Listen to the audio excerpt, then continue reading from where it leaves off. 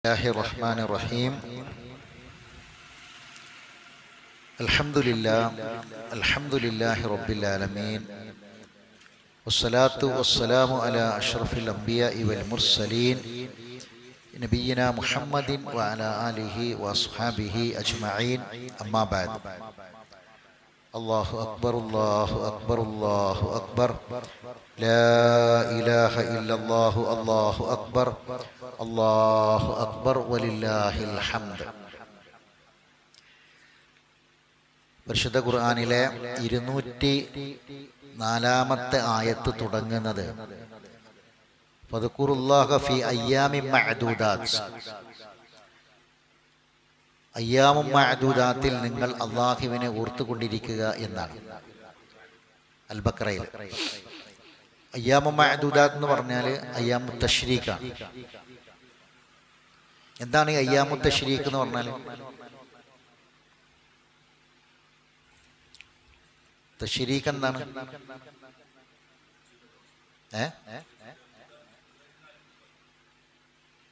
തശ്രീഖിന്റെ ദിവസം ദുൽഹജ്ജ് 11, 12, 13 അസർ വരെ, അതാണ് അയ്യാമു തശ്രീഖ്. ഈ തശ്രീഖ് എന്ന് പറഞ്ഞാൽ എന്താ? അയ്യാമു തശ്രീഖിന്റെ ദിവസങ്ങൾ. തശ്രീഖ് എന്ന് പറഞ്ഞാൽ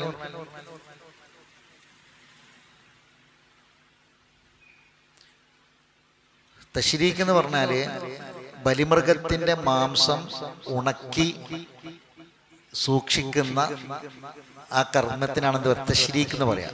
തശ്രീഖ് എന്ന് പറഞ്ഞാല് മാംസം ഉണക്കലാണ്. ബലിമൃഗത്തിന്റെ മാംസം ഉണക്കി ഉപയോഗിച്ച് അത് സൂക്ഷിക്കുക, അതിനൊക്കെയാണ് തശ്രീഖ് എന്ന് പറയാം. അയ്യാമു തശ്രീഖ് എന്ന് പറയാം. അയ്യാമു അക്കിലിൻ വശുർബിൻ. അയ്യാമു അക്കിലിൻ വശുർബിൻ എന്ന് പറഞ്ഞാൽ നല്ലോണം തിന്നുകയും കുടിക്കുകയും ചെയ്യേണ്ട ദിവസങ്ങളിലാണ്. നോമ്പെടുക്കാൻ പാടില്ല. നോമ്പെടുക്കൽ ഹറാമായ ദിവസത്തിൽപ്പെട്ട അയ്യാമു തശ്രീഖ്. അയ്യാമു അക്കിലിൻ വശുർബിൻ, നല്ലോണം തിന്നണം കുടിക്കണം. പാടില്ല. അയ്യാമു തശ്രീഖാണ്. അപ്പോ ഈ നമ്മുടെ നാട്ടിൽ സാധാരണ ഉണ്ടല്ലോ, ചില സമയത്ത് ചില ദിവസങ്ങളിൽ ചില മാസങ്ങളിലൊക്കെ നല്ലോണം ഭക്ഷണം കഴിക്കണം എന്ന് പറയില്ല പഴമക്കാര്. നമ്മുടെ നാട്ടിൽ ചില മലയാള മാസങ്ങളിൽ എന്താണ് കർക്കിടക കഞ്ഞി കുടിക്കുക, കഞ്ഞി കുടിക്കുക, അതിന് വേറെ പല ഭക്ഷണങ്ങൾ കഴിക്കുക.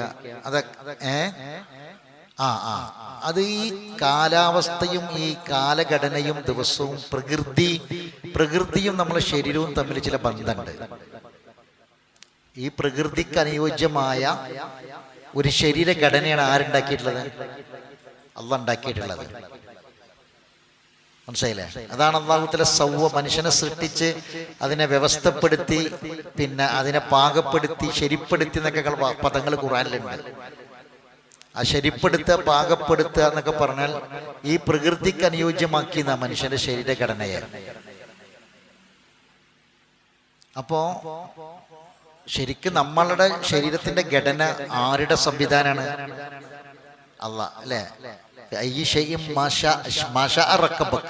അള്ളാഹ് ഉദ്ദേശിച്ച രൂപത്തിലാണ് നമ്മളെ ഘടന ഘടിപ്പിച്ചുണ്ടാക്കിയത്. അതാണ് റക്കബക്ക് എന്ന് പറഞ്ഞാല്, ഘടിപ്പിച്ചുണ്ടാക്കിയത്. അപ്പൊ ശരിക്കും നമ്മളെ ശരീരം ശരിക്കും ചില ദിവസം പിന്നെ നമുക്ക് ഭയങ്കര ക്ഷീണം തോന്നും, ചില സമയത്ത് നല്ല ആവേശം ഉണ്ടാവും. ഇതൊക്കെ നമുക്ക് വെറും ഷുഗർ കൂടിയോ അല്ലെങ്കിൽ പ്രഷർ കുറഞ്ഞോ എന്നൊന്നും സംശയിക്കണ്ട. അത് മാത്രമൊന്നും ആവില്ല. ചിലപ്പം പ്രഷർ നോക്കിയാൽ പ്രഷറിന് ഒരു പ്രശ്നമില്ല, ഷുഗറും കുറേ കൂടൊന്നും ചെയ്തിട്ടില്ല. നമുക്ക് ചിലപ്പോൾ അങ്ങനെയാണ്. അത് എന്തായിട്ട് ബന്ധപ്പെട്ട് കിടക്കും? കാലാവസ്ഥ, ചില ദിവസങ്ങള്, ചില മാസങ്ങള്, ഇതൊക്കെ വെച്ചിട്ട് ചില ബന്ധങ്ങൾ നമ്മുടെ ശരീരത്തിനുണ്ടാവും. അപ്പൊ ശരിക്ക് അല്ലാഹു സുബ്ഹാനഹു വ തആല ശരിക്ക് നമ്മുടെ ശരീരത്തിന്റെ ഘടിപ്പിക്കുകയും സംവിധാനിക്കുകയും ഒക്കെ ചെയ്ത റബ്ബ് പറയാണ്, ഈ 3 ദിവസങ്ങൾ എന്ത് ചെയ്യണം? നല്ലോണം തിന്നണമെന്ന്. അപ്പൊ നമ്മളെ ഈ മറ്റേ ഞാറ്റുവേലി അതിനേക്കാളൊക്കെ ഒരു മുസ്ലിം എപ്പോഴും ഗൗനം കാണിക്കേണ്ടതിനാ അള്ളാഹ് പറഞ്ഞ ഈ ദിവസത്തിനാണ്. അപ്പൊ കാര്യമായിട്ട് എന്താ തിന്നണ്ട്? ഇപ്പൊ കർക്കിടക വാവിൽ എന്താ കുടിക്കാറ്? കർക്കിടക കഞ്ഞി, അത് ഇതൊക്കെ അല്ലേ പറയാ അല്ലേ? അപ്പൊ അയ്യാമു തശ്രീഖിൽ കാര്യമായിട്ട് എന്താ തിന്നണ്ട്? ബലിമൃഗത്തിന്റെ മാംസം നല്ലോണം തിന്നേണ്ട ദിവസമാണ് ഈ 3 ദിവസം. നല്ലോണം തിന്നണം. നല്ലോണം തിന്നു പറഞ്ഞാൽ മറ്റേ മൂക്കറ്റം തിന്നുള്ള അർത്ഥത്തിലല്ല, ഇസ്ലാം പറഞ്ഞ അളവിൽ തിന്നണം. ഇസ്ലാം പറഞ്ഞ അളവിൽ തിന്ന്. അപ്പൊ ചില ആൾക്കാർ ഈ മാംസമൊന്നും തീരെ കഴിക്കൂല, പറ്റണ്ട് ഒഴിവാക്കും. ഒന്നും വേണ്ട, ഒരു കുറച്ചൊക്കെ എന്ത് ചെയ്യുക, മാംസം ഈ ദിവസം ഒരു ബറക്കത്തിന് വേണ്ടിയിട്ട് കുറച്ച് മാംസം കഴിക്കാം, അതിന് തിരക്കൊടൊന്നുമില്ല, അയ്യാച്ചൊന്നും പറ്റൂല. അള്ളാഹു സുബ്ഹാനഹു വ തആല പറഞ്ഞതാണ്. അതിനിപ്പോൾ ചില ആൾക്കാർക്ക് മാംസം തീരെ തിന്നരുതെന്ന് ഡോക്ടർ വിലക്കിയിട്ടുണ്ടെങ്കിൽ ഞാൻ തിന്ന് ഇടങ്ങാറാവും വേണ്ട. എന്ന് പറഞ്ഞാൽ ഒരു ലേശക്ക് അത്യാവശ്യം ആ ദിവസത്തിൻ്റെ ബർക്കത്തിന് വേണ്ടി ഉപയോഗിക്കാം എന്നുള്ളതാണ്. അപ്പൊ അയ്യാമു തശ്രീക്കിൽ നിങ്ങൾ അള്ളാനെ ഓർക്കുക. അപ്പൊ വെറും തീറ്റ മാത്രമല്ല, അത് എല്ലാ ദിവസവും നടക്കുന്നുണ്ട്. ഇനിയിപ്പോൾ നമ്മളോട് പ്രത്യേകിച്ച് പറയേണ്ട കാര്യമൊന്നും ഉണ്ടാവില്ല. അയ്യാമു തശ്രീക്കത്തിന് നിങ്ങൾ നല്ലോണം തന്നെ തീറ്റ അല്ലെങ്കിലും നടക്കും. പക്ഷെ അയ്യാമു അക്കിലും ഷുർബിയും ദിക്രിൻ എന്നുണ്ട്, അത് പലപ്പോഴും നടക്കലില്ല. അക്കലും ഷുർബുണ്ട്, ദിക്ർ കുറവേക്കാനും എല്ലാ തിന്നാൻ ദിക്ർ ചെയ്യാൻ കഴിയില്ലല്ലോ. അപ്പൊ ദിക്റും കൂടി, ആ ദിക്റുകളുടെ കൂട്ടത്തിൽ ഏറ്റവും വലിയ ദിക്ർ ഏതാ? അത് അഫ്ളൽ ദിക്ർ. ഏറ്റവും വലിയ ദിക്ർ ഏതാ? ഏറ്റവും വലിയ ദിക്ർ ഏതാ? ഖുർആനാണ്. സ്വാദ് വൽ ഖുർആനി ദിക്ർ. ഏറ്റവും വലിയ ദിക്ർ ഖുർആനാണ്. അപ്പൊ ഈ അയ്യാമു തശ്രീക്കില് ഖുർആൻ പഠിക്കാൻ കഴിയാന്ന് പറയുന്നത് ഒരു വലിയ ഭാഗ്യമാണ്, ഭയങ്കര പ്രതിഫലമുള്ള സംഗതിയാണ്. അപ്പോ നമ്മള് സൂറത്ത് നൂറിലെ ഏതെങ്കിലും 10-18 ആയത്തുകൾ നമ്മൾ ഓതി അള്ളാഹു സുബ്ഹാനഹു വ തആല നമ്മളെ കബൂൽ ചെയ്യട്ടെ. ഈ സൂറത്ത് നൂറാണ്. ആ നൂറ് നാളെ ഖബറിലേക്കും നാളെ മഹ്ശറയിൽ സത്യവിശ്വാസികളെ മുൻഭാഗത്തും വലതുഭാഗത്തും നൂറുണ്ടാകും. ആ സമയത്ത് റബ്ബന അത്തിമിം ലനാ നൂറന എന്ന് പറയാൻ, നൂറ് പൂർത്തിയാക്കി കൊണ്ട് പഠിച്ചവനെ എന്ന് പറയാനുള്ള ഭാഗ്യം കിട്ടുന്ന ആളുകളിൽ അള്ളാഹു നമ്മളെ ഉൾപ്പെടുത്തി അനുഗ്രഹിക്കുമാറാവട്ടെ. ഇപ്പം നമ്മൾ പറഞ്ഞു വരുന്നത് മൗഇലത്തുമായി ബന്ധപ്പെട്ട കാര്യങ്ങളാണ്.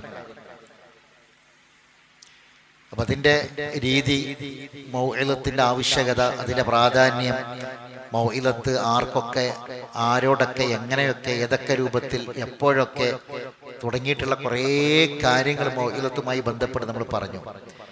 കഴിഞ്ഞ ക്ലാസ്സിൽ പറഞ്ഞതൊന്ന് പെട്ടെന്ന് പറയാൻ പറ്റുമോ? കഴിഞ്ഞ ക്ലാസ്സിൽ മൗഇലത്തുമായി നമ്മൾ ബന്ധപ്പെട്ട് പറഞ്ഞ കാര്യം പെട്ടെന്ന് പറയാൻ പറ്റും? സൂറത്ത് നിസായിലെ 4-ാം അധ്യായത്തിലെ ചില ആയത്തുകൾ നമ്മൾ പറഞ്ഞത്. അബ്ദുല്ലാഹിബിന് ഉമ്മു മക്തൂമിന്റെ ചരിത്രം പറഞ്ഞു, ഓർമ്മണ്ട? അബ്ദുല്ലാഹിബിൻ ഉമ്മു മക്തൂം, കണ്ണു കാണാത്ത ആ സ്വഹാബിയുടെ ചരിത്രം നമ്മൾ കഴിഞ്ഞ ക്ലാസ്സിൽ പറഞ്ഞ ഓർമ്മയില്ലേ? അദ്ദേഹത്തിന്റെ ചരിത്രവുമായി ബന്ധപ്പെട്ട ഒരു ആയത്താണ് നമ്മൾ പറഞ്ഞത്. വലു അന്നഹും ഫഅലു മാ യുഅദുന ബിഹി ലകാന ഖൈറൻ ലഹും വഅശദ്ദ തസ്ബീത. അവർക്ക് നൽകപ്പെട്ട ആ ഉപദേശങ്ങൾ അവർ സ്വീകരിച്ചിരുന്നുവെങ്കിൽ അതാകുമായിരുന്നു അവർക്ക് ഖൈർ. അതോ അതേ പൂർവത്തിൽ വഅശദ്ദ തസ്ബീത, കൂടുതൽ അവർക്ക് സബാത്ത് കിട്ടാനും അതാകുമായിരുന്നു ഖൈർ എന്നുള്ളത്. അപ്പൊ സബാത്ത് എന്താന്ന് ഞാൻ പറഞ്ഞു. സബാത്ത് എന്താണ്? ഈമാൻ കിട്ടി മരിക്കലാണ് സബാത്ത് എന്ന് പറഞ്ഞാൽ.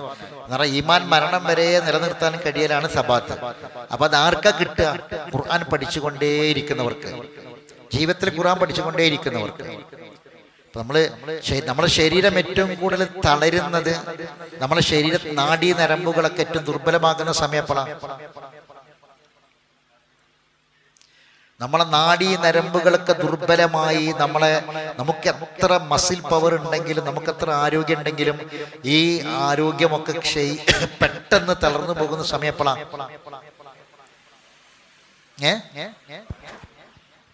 പ്രായമാകുമ്പോഴല്ലോ, രോഗം വരുമ്പോഴല്ലോ.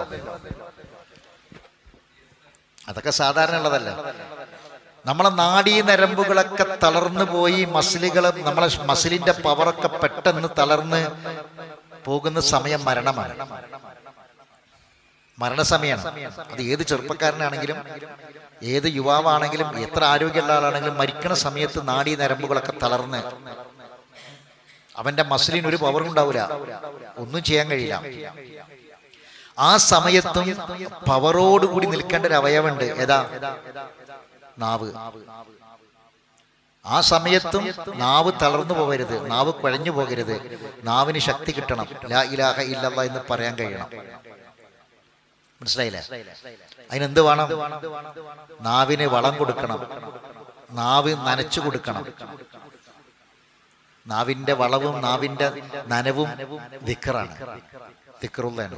വലിസാനൻ ദാക്കിറൻ, വലിസാനൻ ദാക്കിറൻ, ദിക്ർ പറയുന്ന നാവ്. അപ്പം ദിക്റുകൾ ധാരാളം ഒരു ദിവസം ചൊല്ലുമ്പോൾ അതാണ് നാവിനുള്ള വളം, നാവിനുള്ള ശക്തി. അതാണ്. ആ നാവ് തളരൂല, ആ നാവ് കുഴങ്ങൂല. ഏത് ഘട്ടത്തിലും ആ നാവ് ശരീര നാഡീ നരമ്പുകളും മസിലുകളും ഒക്കെ ശരീരം മുഴുവനും തളർന്നു പോകുന്ന സമയത്ത് നാവ് ബലത്തോടു കൂടി നിൽക്കും. ലാ ഇലാഹ ഇല്ലല്ലാഹ് എന്ന് പറയാൻ കഴിയും. അതാണ് ലിസാനുക ലാ യസാലു ലിസാനുക റത്ബൻ മിൻ ദിക്രില്ലാഹ് എന്ന് റസൂൽ പറഞ്ഞത്. അത് അങ്ങനെ തന്നെ ആയിക്കൊണ്ടിരിക്കണം. അത് ആ നാവ് അവസാനം നമ്മൾ ചൊല്ലിയ ഒരുപാട് ദിക്റുകളിൽ അവസാനത്തെ ദിക്റ് ഏറ്റവും അഫ്ളൽ ദിക്റാവട്ടെ. ഏറ്റവും അഫ്ളലായ ദിക്ർ ഏതാ? ലാ ഇലാഹ ഇല്ലല്ലാഹ്. അപ്പം അതാണ് സബാത്ത്. ആ സബാത്തും ലഭിക്കാൻ അള്ളാഹ് പറയുന്നത് എന്താണ്? ആ ഉപദേശം അവർ, ഖുർആനിന്റെ ഉപദേശം അവർ, വലൗ അന്നഹും ഫഅലു മാ യുഅദുന ബിഹി ലകാന ഖൈറൻ ലഹും വഅശദ്ദ തസ്ബീത. അവർക്കതാണ്. അപ്പം അതിന്റെ തുടക്കത്തിൽ എന്താ പറഞ്ഞത്? അവർക്ക് ത്യാഗങ്ങൾ ചെയ്യാൻ കഴിയും. നാട് വിട്ടു പോകാൻ പറഞ്ഞാൽ നാട് വിട്ടു പോകും. മരിക്കണം എന്ന് പറഞ്ഞാൽ മരിക്കും. ഇതൊക്കെ കുറച്ച് ആൾക്കാർ മാത്രമേ ചെയ്യുള്ളൂ എന്നാണ്. നമുക്കിപ്പോ നാട് വിട്ടു പോണ്ട, നാട് വീട് വിട്ട് പോകേണ്ട ആവശ്യമില്ല. അള്ളാന്റെ മാർഗത്തിൽ മരിക്കണം എന്ന് നമ്മൾ പറഞ്ഞിട്ടില്ല അല്ലേ? പിന്നെന്താ ചെയ്യേണ്ടത്? ആ സ്ഥാനത്തുള്ള അള്ളാന്റെ മാർഗത്തിൽ നാട് വിട്ട് പോകാനും പറഞ്ഞിട്ടില്ല, അള്ളാന്റെ മാർഗത്തിൽ മരിക്കാനും പറഞ്ഞിട്ടില്ല. ഇത് നമുക്കില്ലല്ലോ. ഇപ്പൊ ഉണ്ടോ? അങ്ങനത്തെ അവസ്ഥ ഉണ്ടോ? ഇല്ല. അതിന്റെ സ്ഥാനത്ത് വേറെ രണ്ട് കാര്യമുണ്ട്. എന്താ? നമുക്ക് വേറെ രണ്ട് കാര്യമുണ്ട് ആ സ്ഥാനത്ത് ചെയ്യാൻ. ഒന്നെന്താ? ഒന്ന് ഇസ്ലാമിക ദേവത്ത്, രണ്ടെന്താ? രാത്രി നിസ്കാരം, തഹജ്ജുദ്. ഇത് രണ്ടും പലപ്പോഴും ആൾക്കാർക്ക് പ്രയാസ. അള്ളാന്റെ മാർഗത്തിൽ നിങ്ങൾ മരിക്കണം എന്ന് പറഞ്ഞു, ജിഹാദ് ചെയ്യണം. ആ ജിഹാദ് അള്ളാന്റെ മാർഗത്തിലെ ദേവത്താണ്. നമ്മൾ ചെയ്യാം. അതിന് ആ ദേവാരംഗത്ത് പ്രവർത്തിക്കാനാണ് പലപ്പോഴും നമുക്ക് ടൈമില്ലാത്തത്. വലിയ പ്രയാസമായിട്ട് തോന്നും. രണ്ടാമത്തെ കാര്യം എന്താണ്? നാട് വിട്ടു പോകാനെന്ന് പറഞ്ഞു നമ്മൾ റൂം വിട്ടു പോയാൽ മതി. നാട് വിട്ടൊന്നും പോണ്ട. നാട് വിട്ടും വീട് വിട്ടൊന്നും പോണ്ട. റൂമെന്നൊന്ന് എഴുന്നേറ്റാൽ മതി. ബെഡ്മെന്നൊന്ന് എഴുന്നേൽക്കാനുള്ള ഒരു ഇതുണ്ടായാൽ മതി. ഒരു 3 റക്അത്തെങ്കിലും നിസ്കരിക്കാൻ സുബീന്റെ മുമ്പ്, ഏറ്റവും ചുരുങ്ങിയത്. വലിയൊരു പ്രയാസമായിട്ട് തോന്നും. അത് നമുക്ക് മറ്റതിന് പകരം നമുക്ക് ചെയ്യാനുള്ള കൽപ്പിക്കപ്പെട്ട കാര്യമാണ്. അപ്പൊ അതൊക്കെ അതിനൊക്കെ എന്ത് വേണം? അതിനൊക്കെ ഒരു താല്പര്യം, ഉഷാറും ഒക്കെ ചെയ്യാം. വളരെ കുറച്ചു പേര് മാത്രമേ ചെയ്യുള്ളൂ എന്നുള്ളതാണ്. ആ കുറച്ചു പേരിൽ ഉൾപ്പെടാൻ കഴിയണം നമുക്ക്. അള്ളാഹു സഹായിക്കട്ടെ. അപ്പൊ അതിന് ഖുർആൻ പറഞ്ഞത് ആ ഖുർആനിന്റെ ഉപദേശങ്ങൾ സ്വീകരിക്കുക എന്നുള്ളതാണ്. കഴിഞ്ഞ ക്ലാസ്സിൽ അവസാനം നമ്മൾ പറഞ്ഞു, ചില ആളുകളുണ്ട്, ഇന്ന് പറയാനുള്ള കാര്യം ഇതാണ്. ചില ആളുകളുണ്ട്, അവർക്ക് ഉപദേശം കേട്ടാലും കേട്ടിട്ടില്ലെങ്കിലും ഒരുപോലെയാണ്. ഉപദേശങ്ങൾ കേട്ടാലും, ഖുർആനിന്റെ ഉപദേശം കേട്ടാലും കേട്ടിട്ടില്ലെങ്കിലും ഒരുപോലെയാണ്. ചില ആൾക്കാർ കേൾക്കുകയൊക്കെ ചെയ്യും, പക്ഷെ ഒരു ചെയ്യൂല. ചില ആൾക്കാർ അത് കേൾക്കാനേ തയ്യാറാവൂല, അതുകൊണ്ട് വരാനേ തയ്യാറാവൂല. ഇത് രണ്ടും ഒരേപോലെയാണ്. ആ ഒരു അവസ്ഥ നമുക്ക് ഉണ്ടാകാൻ പാടില്ല. അങ്ങനെ ഉണ്ടായാൽ എന്താ പ്രശ്നം? മുൻകാല ആളുകൾക്ക് സംഭവിച്ച വലിയ പ്രയാസങ്ങൾ നമ്മൾ അനുഭവിക്കേണ്ടി വരും, നേരിടേണ്ടി വരും. അപ്പൊ നിങ്ങൾ പരിശുദ്ധ ഖുർആനിലെ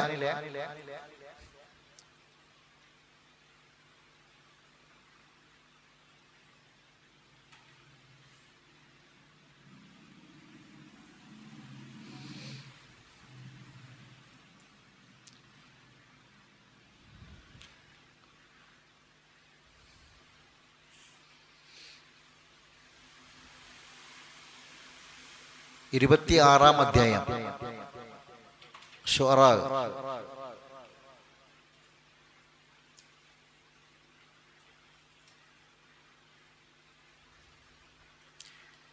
അതിലെ 124 മുതലുള്ള ആയത്തുകൾ.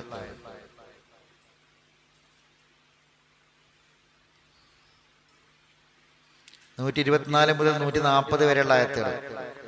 ശുഅറാ 26-ാം അധ്യായം.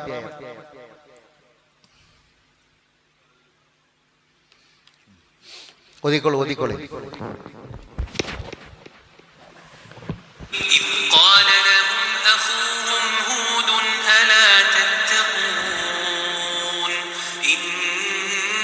لكم رسول أمين فاتقوا الله وأطيعون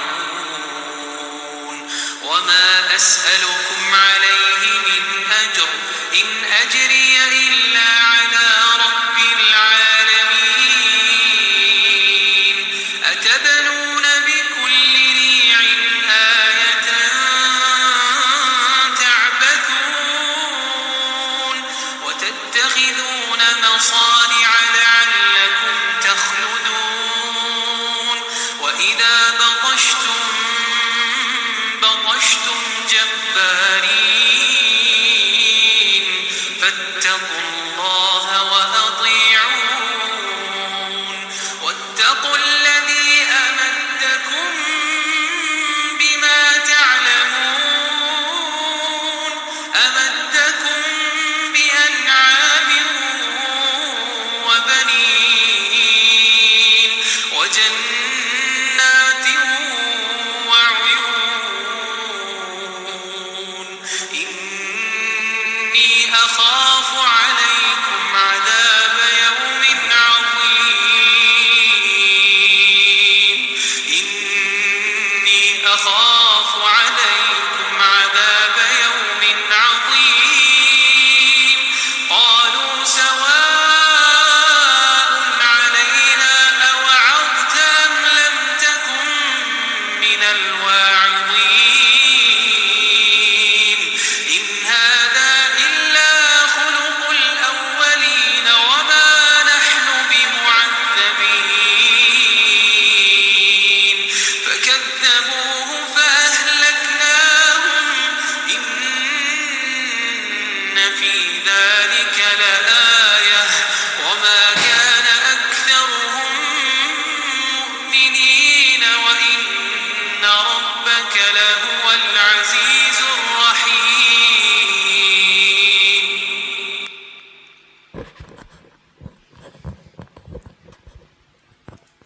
ആദ് സമൂഹത്തിന്റെ ചരിത്രം ഖുർആനിൽ ആവർത്തിച്ച് പറയുന്നുണ്ട്. ഈ ആദ് സമൂഹത്തിന്റെ ചരിത്രം, അവരിലേക്ക് നിയോഗിക്കപ്പെട്ട പ്രവാചകൻ ആരാ? ഹൂദ്. എന്താ അവരെ പ്രത്യേകത? എന്താ ഈ ആദ് സമൂഹത്തിന്റെ പ്രത്യേകത? പ്രത്യേകത എന്ന് പറഞ്ഞാൽ അവരുടെ കാലഘട്ടം അല്ലെങ്കിൽ അവരുടെ ആ ടൈം, ആ സമൂഹത്തിന് ഒരു പ്രത്യേകത ഉണ്ട്. അതെന്താ? സമ്പത്തുണ്ട്, പിന്നെ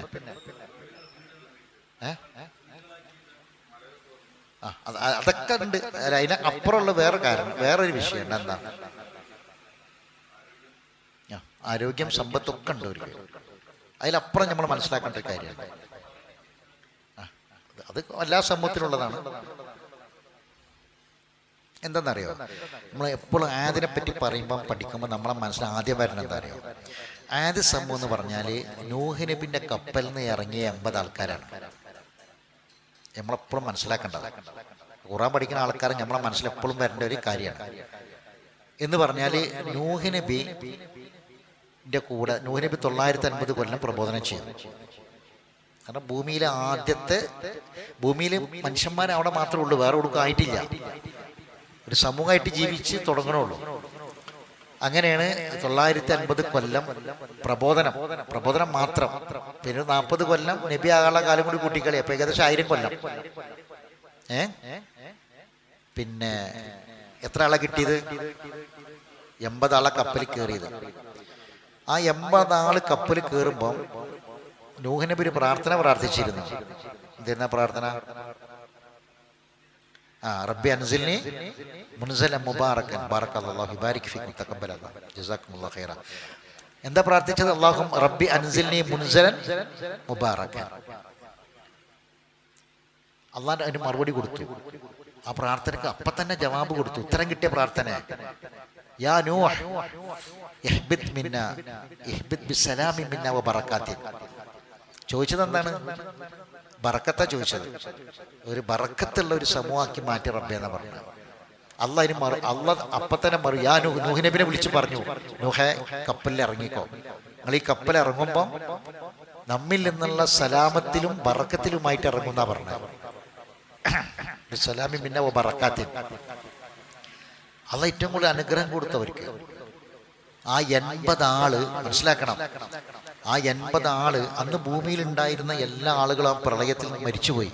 എല്ലാവരും എല്ലാം മരിച്ചു പോകുക മാത്രമല്ല, മുഴുവൻ നശിച്ചു. കാരണം വെള്ളപ്പൊക്കം എന്ന് പറഞ്ഞാൽ വെള്ളപ്പൊക്കം ഉണ്ടായിട്ട് ഇങ്ങോട്ട് വെള്ളം ഇറങ്ങിപ്പോയാൽ പിന്നെ എന്താ ഉണ്ടാകുക? അവിടെ പിന്നെ ഒന്നും ഉണ്ടാവില്ല. അത് ഏറ്റവും മലയുടെ ഉച്ചിയിൽ വരെ വെള്ളം എത്തിയിട്ടാണ് പിന്നെ ഇറങ്ങിയത് വെള്ളം. അങ്ങനെ അവര് ഇറങ്ങണത് എവിടെ? ജൂതി പർവ്വതത്തിന്റെ മേലെ. ഖുർആനിൽ അള്ളാഹ് പറയുന്നുണ്ട്, ജൂതി പർവ്വതത്തിന്റെ ആ പേരെന്നെ ജൂതി, ഖുർആനിൽ പ്രയോഗിച്ച വാക്കാ. അതിന്റെ മേലെ, മലന്റെ മേലെ പോലെ ഇറങ്ങണത്.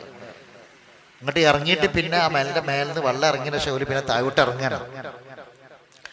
ആ ഇറങ്ങിയ ഭൂമിയില് അവര് തൊട്ടതൊക്കെ പൊന്നായി. അവർക്ക് ധാരാളം മക്കളുണ്ടായി. ആ 80 ആൾക്ക് പിന്നങ്ങട്ട് അവരണ്ട് ജീവിക്കാൻ തുടങ്ങി. അവരിൽ സന്താനങ്ങൾ ഉണ്ടായി. സന്താനങ്ങൾ തന്നെ അവർക്ക് ഇഷ്ടംമാതിരി മക്കളായി. അതുപോലെ തന്നെ മുതലും കണ്ടമാനം മുതൽ കിട്ടി. ആ ഉള്ള ഏരിയയും ഭൂമിയും പിന്നെ അല്ലാണ്ട് കായ്കനികളൊക്കെ നിറച്ചിട്ട് വളക്കൂറുള്ള മണ്ണാക്കി മാറ്റിയിട്ട് അവർ പെട്ടെന്ന് സമ്പന്നരായി. ധാരാളം അവർ നീട്ടിക്കൊടുത്തു.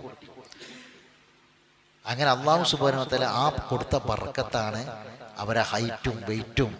ഭയങ്കര ഹൈറ്റുള്ള ആൾക്കാർ, ഭയങ്കര വെയിറ്റുള്ള ആൾക്കാർ മലകൾ തുരന്നിട്ട് വീടുകൾ ഉണ്ടാക്കി. അതൊക്കെ പിന്നെ എൻ്റെ ബാക്കിയാണ് ഇതിൻ്റെ ബാക്കിൽ. ഇപ്പം നമ്മൾ മനസ്സിലാക്കേണ്ടത് ഹൂദ് നബിയുടെ ചരിത്രം പറയുമ്പം ആദ് സമൂഹത്തെക്കുറിച്ച് പറയുമ്പോൾ നമ്മൾ മനസ്സിലാക്കേണ്ട സംഗതിയാണ്. എന്നിട്ട് പിന്നെ എന്താ ഉണ്ടായത്? ഈ കപ്പൽ കയറിയ ആൾക്കാർ ഈമാൻ എത്ര ഉണ്ടാവും? സ്വന്തം മോൻ വരെ എന്തായിട്ടില്ല, കപ്പൽ കയറിയിട്ടില്ല. കപ്പൽ ഉണ്ടാക്കുന്ന സമയത്ത് ഇവർ കളിയാക്കി പറഞ്ഞ ഖുർആൻ അതാ പറയുന്നുണ്ട്. അത്ര ഈമാനുള്ള ആൾക്കാരെ കയറിയിട്ടുണ്ടാവുള്ളൂ. പക്ഷെ എന്താ ഉണ്ടായെന്നറിയാം? പിന്നെ അവർ ഈ ഉപദേശം, ദൈവികമായ ഉപദേശം പിന്നെ അവരെന്താക്കിയില്ല, ചെവി കൊണ്ടില്ല.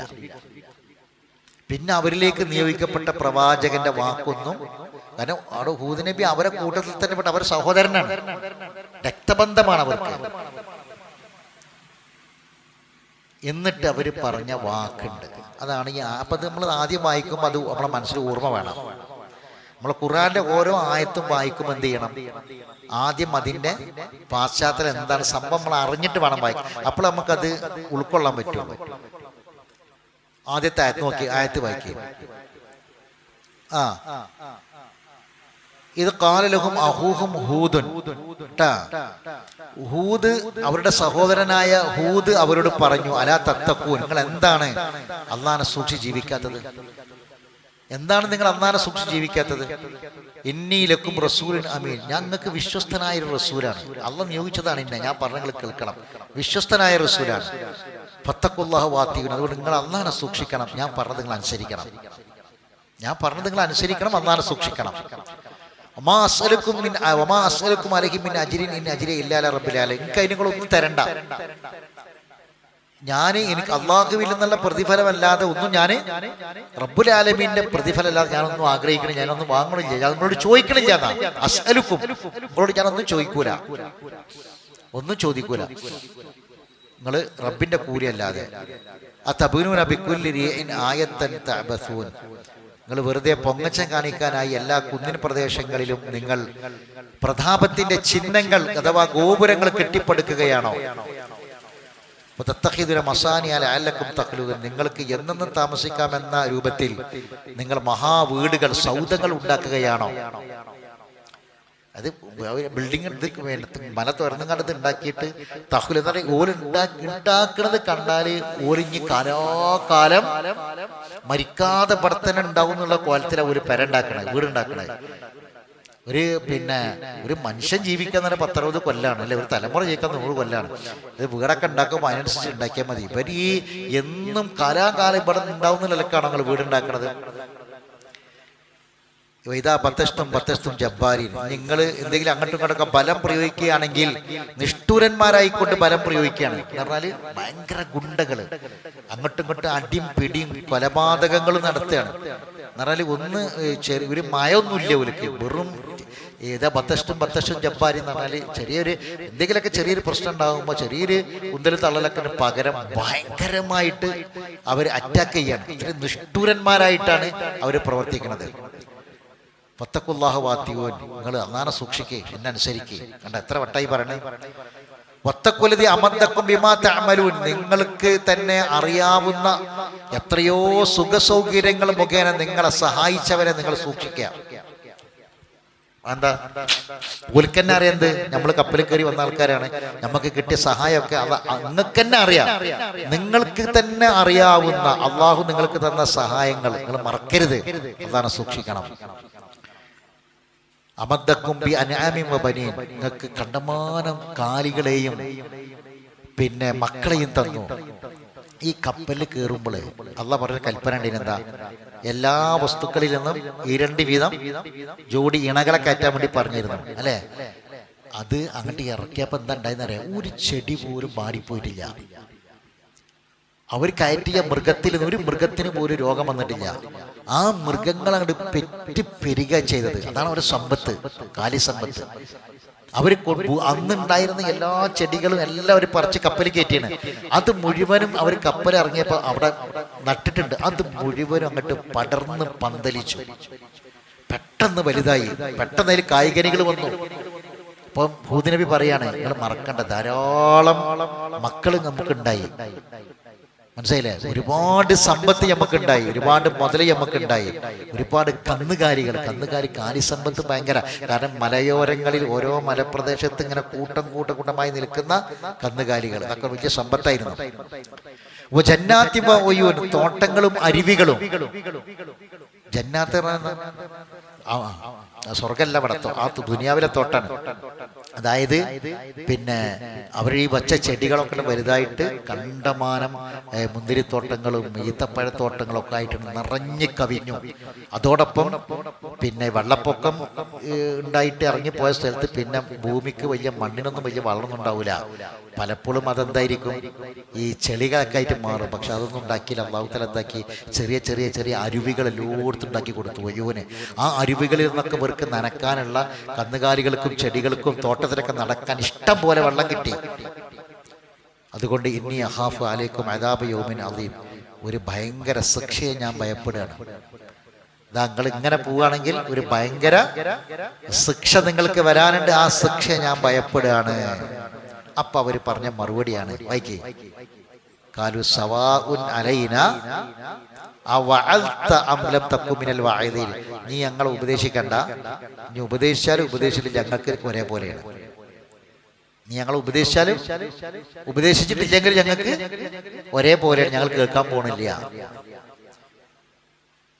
അതിന് ശേഷം പിന്നെ പറയുന്ന ആയത്തുകളൊക്കെ നിങ്ങൾ വായിച്ചു നോക്കേണ്ടി. ഇതാണ് നമ്മളെ പോയിന്റ്, അതാണ് അവർ പറഞ്ഞ വാക്ക്. അപ്പൊ ചില ആൾക്കാർ അങ്ങനെയാണ്, ചില ആൾക്കാർ ഉപദേശം കേൾക്കാനും തയ്യാറാവൂല. ചില ആൾക്കാർ ഉപദേശിച്ചിട്ട് കാര്യമില്ല, നമ്മൾ ഉപദേശിക്കട്ടെ, നമ്മൾ പോണ പോക്കെ പോവുള്ളൂ എന്ന് പറയും. അവർക്ക് ശിക്ഷ ഇറങ്ങി എന്നാ പറഞ്ഞത്. ഞാൻ അത് വായിച്ചു നോക്കേണ്ടി. എന്താ ഉണ്ടായി ശിക്ഷ അറിയുന്നത്? എന്താ?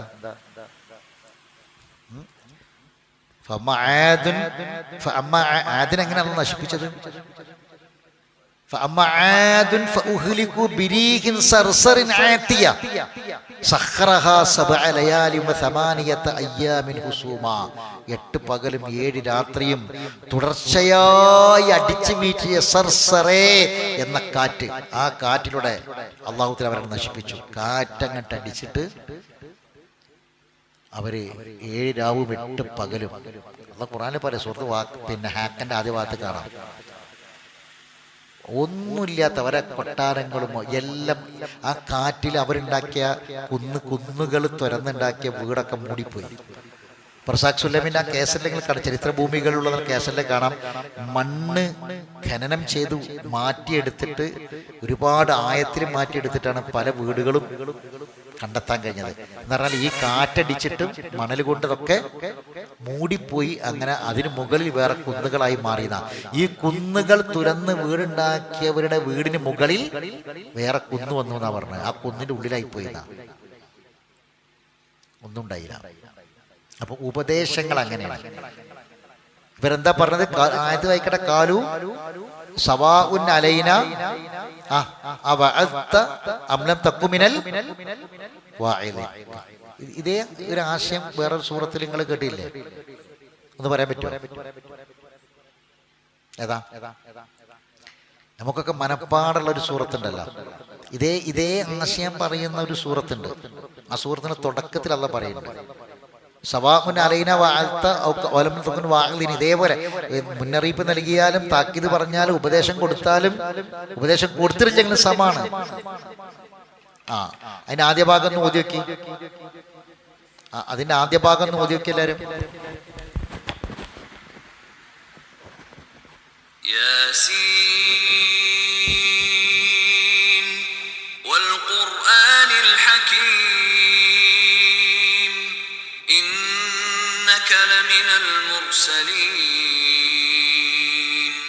على صراط مستقيم